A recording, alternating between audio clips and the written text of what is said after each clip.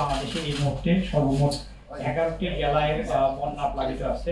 জেলাগুলো হচ্ছে যে চট্টগ্রাম, কুমিল্লা, ফেনী, নোয়াখালী, সিলেট, মৌলভীবাজার, হবিগঞ্জ, ব্রাহ্মণবাড়িয়া, লক্ষ্মীপুর, খাগড়াছড়ি এবং কক্সবাজার। এই 11টি জেলায় বর্তমানে বন্যা প্লাবিত আছে। ক্ষতিগ্রস্ত লোক সংখ্যা হচ্ছে যে 44,97,535 জনের হিসেবে আমার কাছে রয়েছে। আর পরিবার যদি বলেন সেক্ষেত্রে হলো যে 11 জেলায় 8,27,629 জন।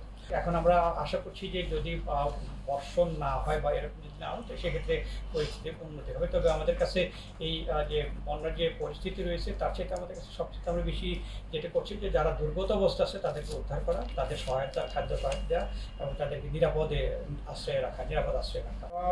নিরাপদ আশ্রয় নিয়েছি এ পর্যন্ত 3,160টা আশ্রয় কেন্দ্র খোলা হয়েছে। এখানে এই আশ্রয় কেন্দ্রগুলোতে 1,88,739 জনের মতো আমরা ইভাকুয়েট করেছি। আর এটা আসলে স্থির সংখ্যা নয়, কারণ প্রতিনিয়তই আমাদের নৌকা, বোট, স্পিড বোট এইগুলো কাজ করছে, উদ্ধার বোট কাজ করছে এবং তারা প্রতিনিয়তই যেখানে যারা বিপদ রয়েছে, আপনারা জানেন যে ওখানে নেটওয়ার্ক ছিল না, এখন নেটওয়ার্ক এসে রেস্টোর করেছে। আমরা SMS এর মাধ্যমে, মোবাইল কলের মাধ্যমে অথবা হোয়াটসঅ্যাপের মাধ্যমে, যে মাধ্যমেই পাচ্ছি না কেন আমরা যখন পাচ্ছি পাঠিয়ে দিচ্ছি। দেশের উত্তর পূর্বাঞ্চল, দক্ষিণ পূর্বাঞ্চল হিসেবে সমতল ধীর গতিতে হ্রাস পাচ্ছে, মানে উন্নতি হচ্ছে। এটা হ্রাস মানে খুব উন্নতি হওয়া আর কি এটা। তারপরে 24 ঘন্টায় একটা যেটা বললাম বন্যা পরিস্থিতি ধীর গতিতে উন্নতি হচ্ছে। এটি আর কি আমাদের কাছে সবশেষ পূর্বাভাস যেটি সবথেকে বেশি বন্যা প্রকল্প। তো ওখানে আশেপাশে যে জেলাগুলো আছে ওই জেলাগুলোতে যদি তাদের কোনো রিসোর্স থাকে সেই রিসোর্সগুলো মোবিলাইজ করার জন্য আমরা করেছি এবং ওখানে মাননীয় উপদেষ্টা নিজেই হয়েছেন।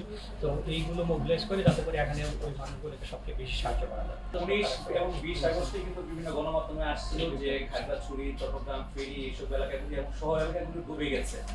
সেই ক্ষেত্রে আপনারা ওইখানকে লোকজনকে এবং এক্সট্রিম বৃষ্টিপাতের পূর্বাভাস ছিল, তো ওই মানুষগুলোকে সরিয়ে আনার ক্ষেত্রে আপনাদের কি আছে? আমরা প্রথম থেকে আমরা যখন পূর্বাভাসটুকু পেয়েছিলাম না, শুধু পূর্বাভাস যখন বন্যা শুরু হয়েছে তখন থেকেই আমরা সরিয়ে নিয়েছি। এবং আপনারা জানেন যে মানুষের একটা স্বাভাবিক প্রবণতা রয়েছে, সেটা হলো যে তার নিজস্ব আবাসস্থল ছাড়তে চায় না, কারণ তার পার্সোনাল বিলিংস থাকে, এটি সেরে যে একটা যাবে যায় না। এমনকি যখন বন্যা শুরু হয়ে গিয়েছে আমার যেটা অভিজ্ঞতা, তখনও মানে তারা জায়গা ছাড়তে চায় না, যখন একেবারে না ছাড়লে নয় তখন তারা যায়। তো আমরা প্রথম থেকে কাজ শুরু করেছিলাম।